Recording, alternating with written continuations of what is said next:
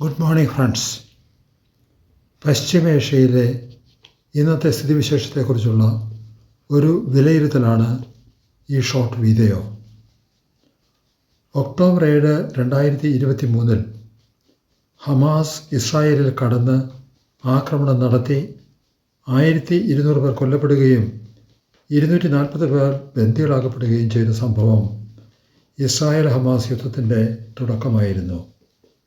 യുദ്ധത്തിന് ഒരു വയസ്സാകാൻ 2 മാസം കൂടി ഉള്ളപ്പോൾ ഈ യുദ്ധം പശ്ചിമേഷ്യയെ എങ്ങോട്ട് കൊണ്ടുപോകും എന്നതിനെക്കുറിച്ചുള്ള അന്വേഷണമാണിത്.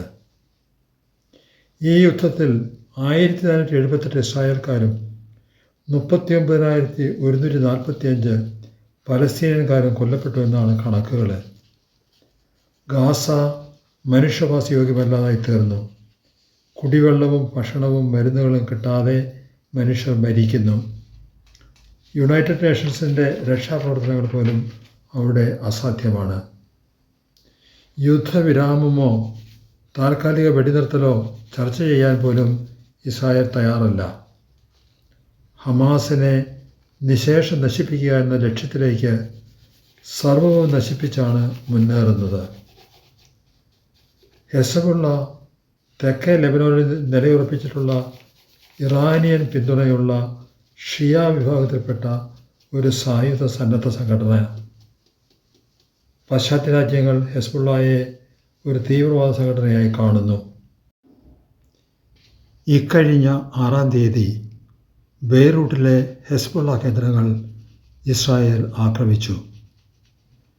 ഇറാൻ പണ്ട് മുതലേ പലസ്തീനിയക്കാരുടെ കാര്യത്തിൽ അവർക്ക് പിന്തുണ നൽകുന്നു. പലസ്തീനയെ സ്വപ്നം കാണുന്ന പലസ്തീനിയക്കാർ സ്വന്തം സ്വതന്ത്ര പിതൃഭൂമി, ഈ ചിന്ത ഇറാനിയൻകാർ പിന്തുണയ്ക്കുന്നു. 1948 പലസ്തീനയെ കൈയടക്കി ഇസ്രായേൽ ശിക്ഷിച്ചത് നിയമവിരുദ്ധമാണെന്നും അനീതിയുമാണെന്നും ഇറാൻ കരുതുന്നു. സയനിസം എന്ന് വിളിക്കപ്പെടുന്ന യഹൂദരുടെ ചിന്താഗതി തെറ്റാണെന്ന് ഇറാൻ കരുതുന്നു. തുടക്കം മുതലേ പലസ്തീനിയൻ കോസിന് അവർ സപ്പോർട്ട് ചെയ്തിരുന്നു. ഈ കഴിഞ്ഞ ജൂലൈ 30-31 തീയതികളിൽ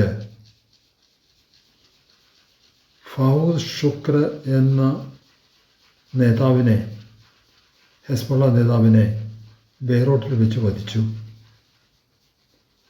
31-ാം തീയതി ഹമാസ് നേതാവായ ഇസ്മായിൽ ഹനിയയെ വധിക്കപ്പെട്ടു.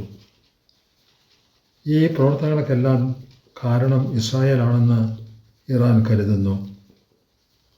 അവരുടെ നേതാക്കളെയും അവർ സപ്പോർട്ട് ചെയ്യുന്ന ഗ്രൂപ്പുകളുടെ നേതാക്കളെയും വധിക്കുന്നതിന് പ്രതികാരം ചെയ്യാനായിട്ട് അവർ പ്രതിജ്ഞാബദ്ധരായിട്ട് ഇറങ്ങിയിരിക്കുകയാണ്. ഇസ്രായേൽ ഹമാസ് യുദ്ധം പ്രഖ്യാപിച്ചത് ഇസ്രായേൽ പ്രധാനമന്ത്രി നെതന്യാഹുവാണ്. ലക്ഷ്യം ഹമാസിനെ ഉന്മൂലനം ചെയ്യുക എന്നതായിരുന്നു. ലക്ഷ്യം പ്രാപിച്ചെങ്കിൽ യുദ്ധം അവസാനിപ്പിക്കേണ്ടതാണ്. ഹെസ്ബുള്ളയും ഇറാനും കളത്തിൽ ഇറങ്ങിക്കഴിഞ്ഞു.